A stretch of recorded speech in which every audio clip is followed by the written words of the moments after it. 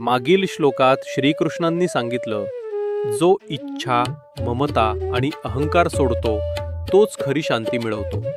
आता ते या अध्यायाचा समारोप करतात. हीच खरी ब्रह्मस्थिती आहे. एषा ब्राह्मी स्थितीही पार्थ नैनाम प्राप्य विमुह्यति स्थित्वा स्यामंतकाले अपि ब्रह्मनिर्वाणम रुच्छति. हे पार्था, हीच ती ब्रह्मस्थिती आहे. ज्याला ही प्राप्त होते तो कधीही मोहित होत नाही आणि या स्थितीत राहून जो मृत्यूला सामोरा जातो तो ब्रह्मनिर्वाण म्हणजेच मोक्ष प्राप्त करतो. ही ब्रह्मस्थिती म्हणजेच स्थिर प्रज्ञा, ज्यात मनुष्य इच्छा, ममता, अहंकार सोडतो. ही स्थिती मिळाल्यावर जन्ममृत्यूचा चक्र मोडतो आणि साधकाला परमशांती, मोक्ष प्राप्त होतो. अध्याय 2 इथे संपतो.